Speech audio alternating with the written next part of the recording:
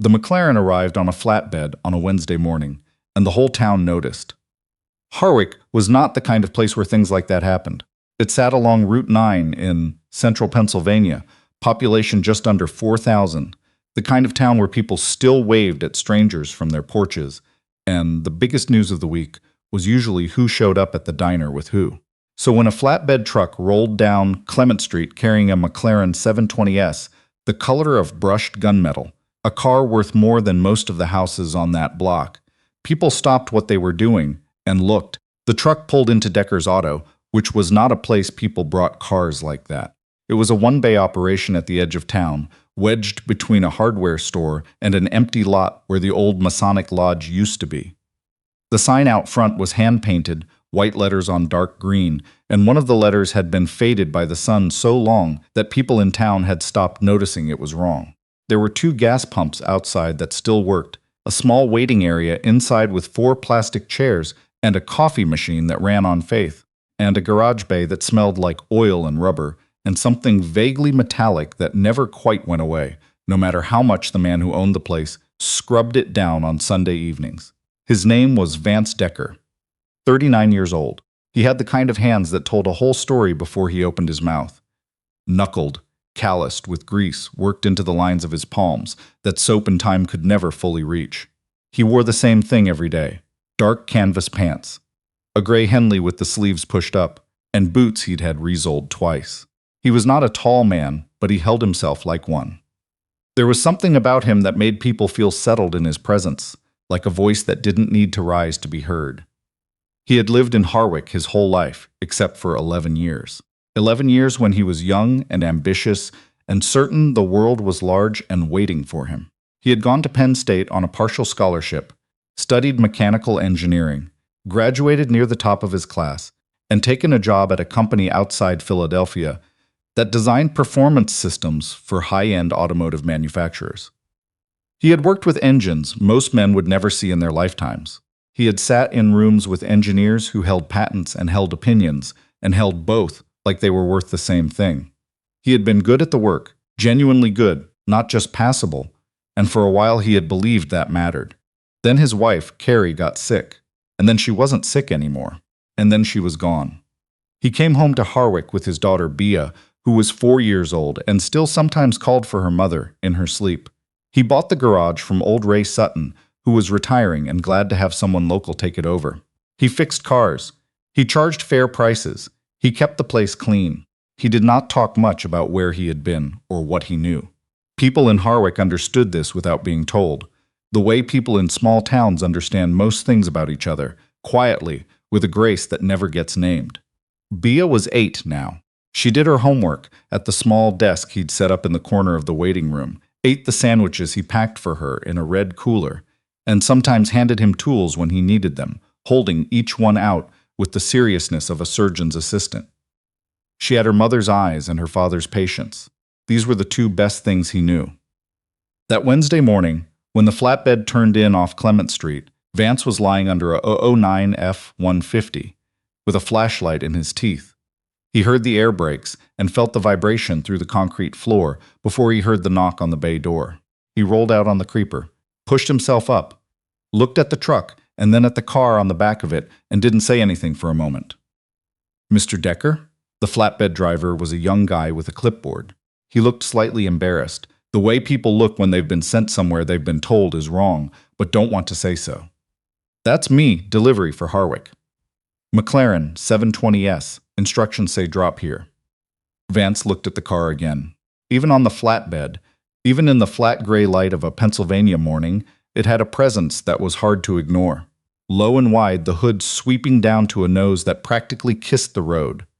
The kind of engineering that doesn't apologize for itself. Who called it in? The driver checked his clipboard. Someone from the Whitmore Group, out of Philadelphia. Amiz, he squinted. Harrington? Marin Harrington? Vance didn't know the name. He unloaded the car anyway, guiding the driver through the lot, and when the McLaren settled on the concrete, it looked exactly as out of place as a thing like that should look in a garage like his. A few people walking by on the sidewalk slowed down. One man actually stopped and took a photo. About an hour later, a black Escalade pulled in.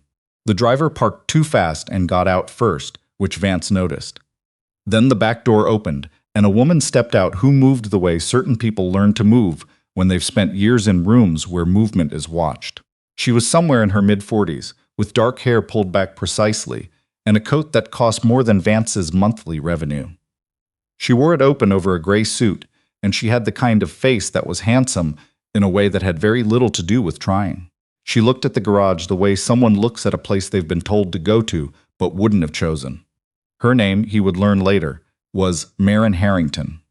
She was the founder and CEO of the Whitmore Group, a consulting firm that operated across 4 cities and employed more than 300 people. She was, by most accounts, the kind of person who got things done. The kind of person whose calls got returned. She had been calling about the McLaren for 11 days. She walked toward the garage bay with her phone, still in her hand, and a look on her face that Vance recognized. He had seen it before on people who had been passed around, told what they wanted to hear, handed promises that dissolved. She looked like someone who had stopped expecting to be helped. Mr. Decker. Not a question. Miss Harrington. She looked at him the way people sometimes look when they expected someone different. He didn't know what different was supposed to mean, and he didn't ask. I'm told you can fix cars. I fix cars, he said. That one hasn't started in 11 days. I had it at the McLaren service center in Philadelphia. They kept it for 6 days, ran every diagnostic they had, replaced 3 components, and charged me $94,000. It started once, in the parking lot when I picked it up, and then never again. I had it towed to a second facility in King of Prussia. They had it for 4 days. Different assessment, different parts, 61,000 more. It still doesn't start. She paused. Someone in my office found your name. I don't know why. Vance looked at her. Then he looked at the McLaren. Then he looked back at her. Can I ask you something first? She didn't seem to expect that. What? Where was it sitting before it stopped starting? Indoors or out? She blinked. Outdoors. I was in Boston for 2 weeks. It was in the parking structure at my building. Open air. What level? Top level. He looked at the car. Okay. That's all you need to know? No, he said. But it's where I want to start. She stood there for a moment, watching him. Her assistant, a young woman who had gotten out of the Escalade a few beats after her, was typing on a tablet and pretending not to listen. How long will this take? I'll know more in about an hour. I have a conference call at 11. The waiting room has a table, he said. Coffee machine works if you hit it on the left side. Something moved across her face. Not offense exactly, more like surprise at the absence of deference she had expected. She went inside. He got to work. He did not reach for the code reader first. He didn't pull up the electronic service manual or call a McLaren rep hotline. He stood in front of the car for a long time in the way he used to stand in front of problems at the company in Philadelphia, back when they paid him to think before he acted. Then he crouched down. Then he got a flashlight and went low. He had seen it before, a long time ago, in a different car, in a different life. The way cold does things to tolerances that no one plans for. The way an engine sitting exposed in winter air will shrink at the margins, and the margins are where precision lives. The 720S ran on an engine management system that was in theory bulletproof. In practice, it had one failure point that McLaren's own technicians rarely checked because it was so simple it embarrassed them to consider. A ground connection at the base of the engine management module. The kind of thing that worked fine in a climate-controlled shop.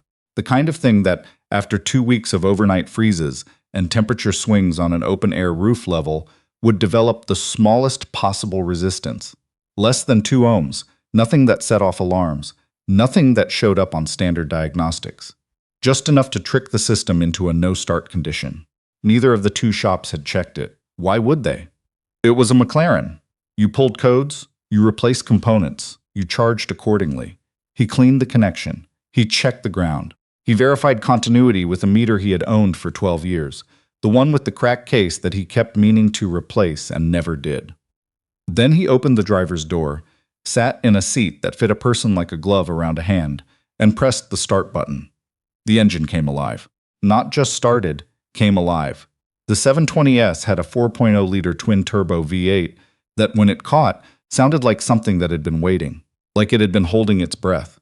He sat in it for a moment. Then he got out. Maren Harrington was standing in the doorway of the bay. He hadn't heard her come out. She had a coffee cup in her hand, and she was looking at him with an expression he couldn't fully name. Something between disbelief and a feeling she seemed to be trying not to show. "How long has it been running?" she asked. "About a minute."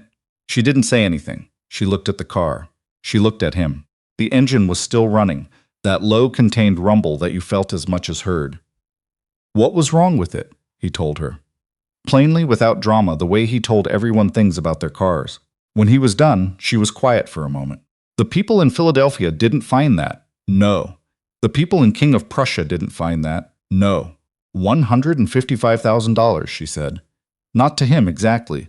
More to the number, the way you look at a number that doesn't make sense. The connection probably went bad gradually, he said. Slow enough that it didn't flag any codes. The cold just pushed it past the threshold, and you knew to look for that. I've seen it before." She looked at him again with that expression he couldn't name. He waited. "How much do I owe you?" $140 for the labor. Parts were minimal. Contact cleaner and a new ground strap. Call it $22. She stared at him. $140. That's what I charge for a diagnostic hour and repair. Mr. Decker, that's the price. Something passed across her face. She opened her mouth and then closed it. She was not a woman who was easily stopped, he could tell. She ran an organization. She managed rooms. But something in his voice, the same thing that made people in Harwick feel settled, seemed to land on her differently than she expected. She paid the invoice. She handed him her card.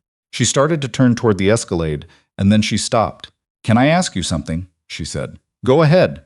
Why are you here?" He looked at her. "At my garage, in Harwick." She said it carefully, the way someone says a thing they know might be intrusive. "You clearly know what you're doing. More than the people I just paid $155,000 to. So why here?" He looked at the McLaren, still running. He thought about Bea, who would be home from school in 4 hours, and who had her mother's eyes. He thought about Carrie, about the way certain questions that used to feel simple had stopped feeling that way. "My daughter's here," he said. Marin Harrington nodded. She didn't push it further. She had the intelligence of someone who knew when an answer was complete. She got in the Escalade, and it pulled out of the lot and turned back toward Route 9. He stood in the bay for a moment, listening to the McLaren run. Then he reached in and turned off the ignition, and the bay went quiet, and he went back to the F-150. He didn't think much about it for the rest of the day. She came back 3 weeks later. He was closing up. It was a Friday, just past 6, and the light outside had gone that particular shade of pale gold that only happened in October, when the Escalade pulled in again. She got out alone this time. No assistant, no driver. She had traded the gray suit for dark jeans and a jacket, and she looked, if not exactly casual, at least less armored. "I was in Reading for a meeting," she said.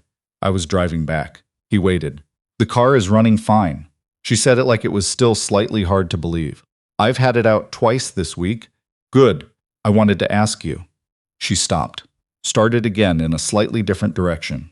"I want to ask if you'd be willing to consult for the Whitmore Group.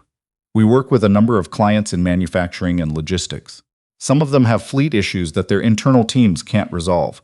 Diagnostic problems. Systems issues." She looked at him steadily. "The kind of thing you seem to be good at." He leaned against the doorframe. He was tired in the good way that came from a day of actual work, the kind that sat in your muscles and didn't keep you up. He thought about the offer. "I have a garage to run. It wouldn't require relocation. Phone consultations, maybe the occasional site visit. I'd pay you for your time at a rate that is," she paused, "considerably more than $140 an hour." He almost smiled. "Not quite." "What's the rate?" she told him. He was quiet for a moment. "I'll think about it," he said. She nodded. She didn't push. She reached into her jacket pocket and put a business card on the workbench beside him. A different one than before, handwritten on the back, a personal number. "That one goes through," she said. She turned and got back in the car. He picked up the card and looked at it. The number on the back was written in a careful hand, the kind of handwriting that belonged to someone who had been taught to take their time with things when they were young and had never entirely stopped. He put it in his shirt pocket. He turned off the lights in the bay. He drove home. Bea was doing homework at the kitchen table, her sneakers kicked off under the chair, her pencil moving in the slow, deliberate way she had when she was working something out. She looked up when he came in. "You're late," she said. 6 minutes. She considered this. Okay. He made dinner.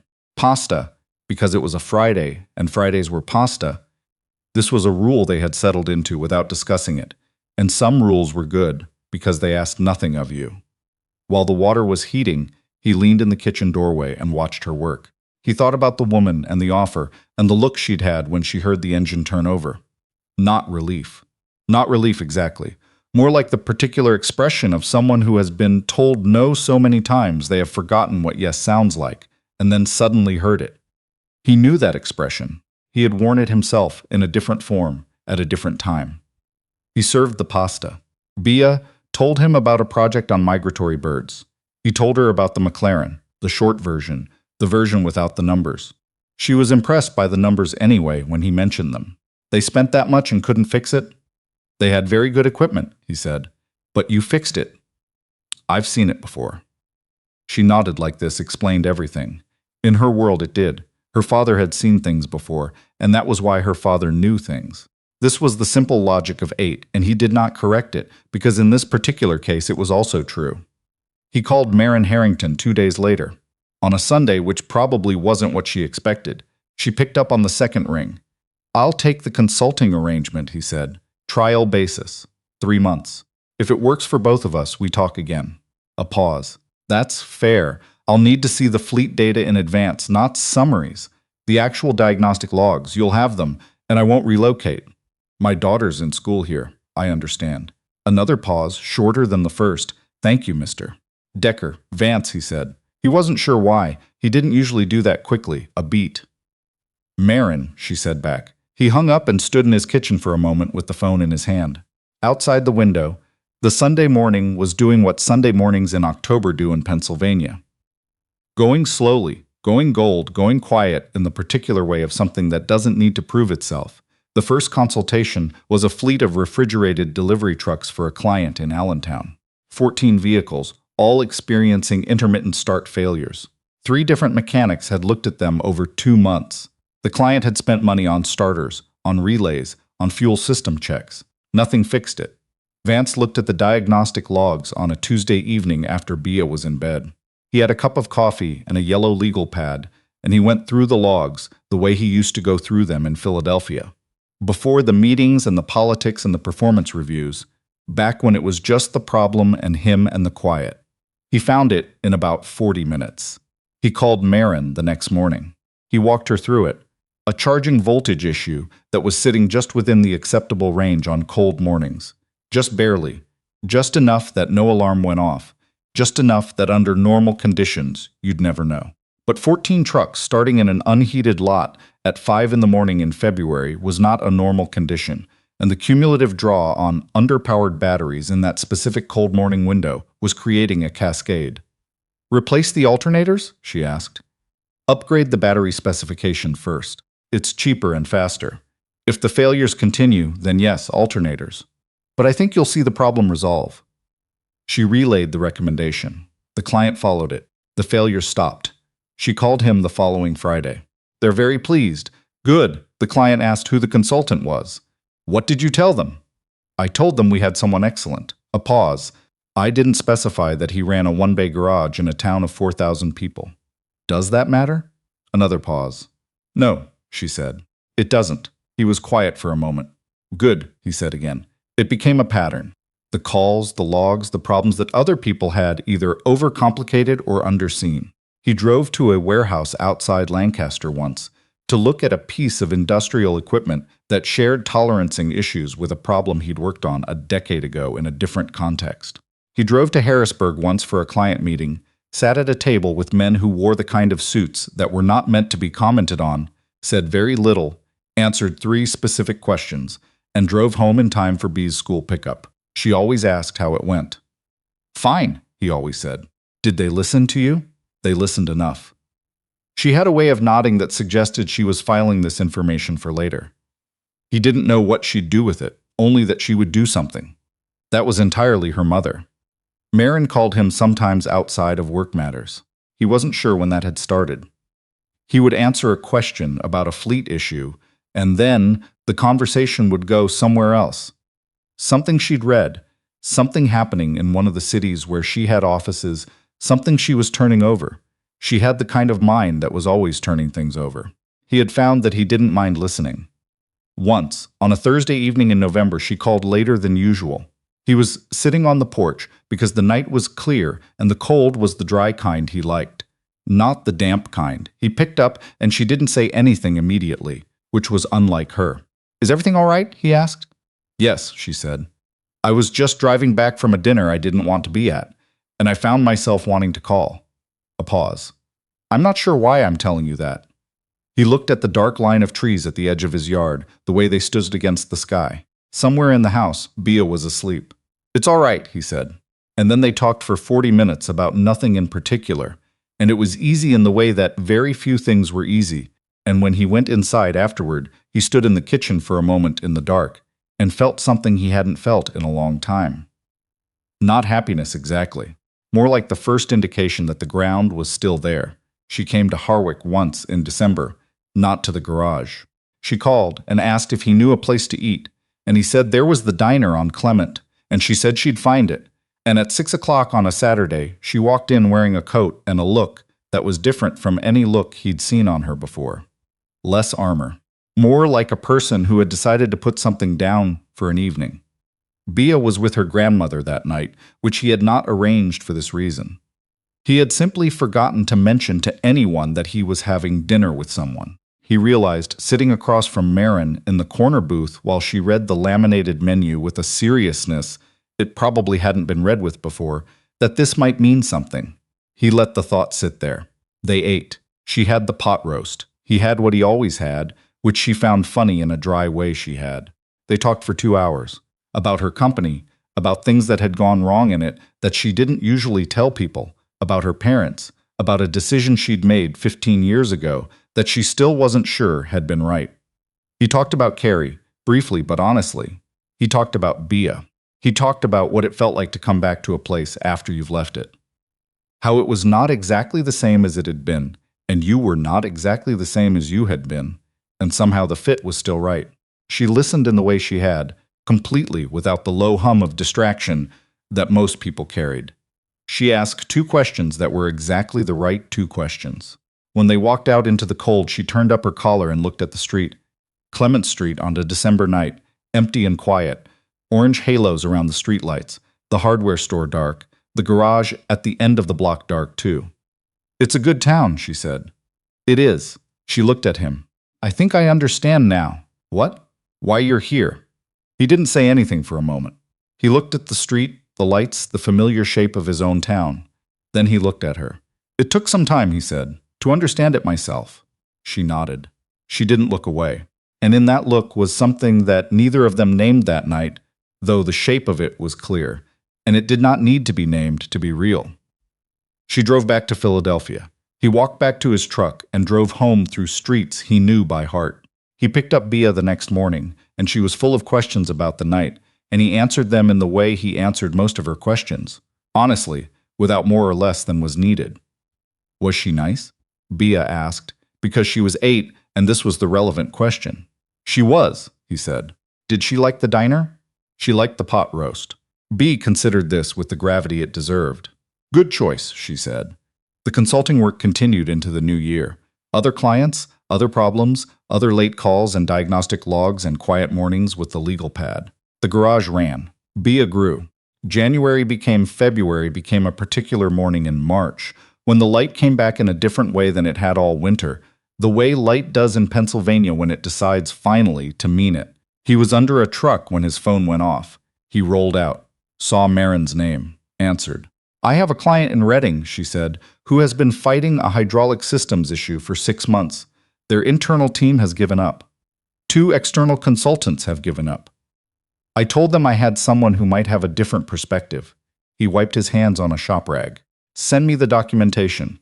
"I already did last night." A pause. He could hear something in her voice that wasn't quite there in their early calls. An ease, a warmth at the edge of it. "I had a feeling you'd say yes. I usually say yes." "I know," she said. And then before she hung up, "Vance, thank you for all of it, not just the work." He He was quiet for a moment, the phone against his ear, the garage around him with its smell of oil and rubber and something that never quite went away. Same, he said. He hung up and stood there for a moment in the bay door, looking out at Clement Street in the March light. A woman walking a dog, a kid on a bicycle taking the turn too wide, the familiar, ordinary shape of the day. He went back to work. Some things don't need to be loud to be real. Some knowledge doesn't need a credential to be true. And some places, the ones you leave and return to, the ones that hold what you could not take with you, turn out to be exactly what they always were. Not a retreat, not a settling. A choice, made and remade quietly, in the way that the best choices usually are.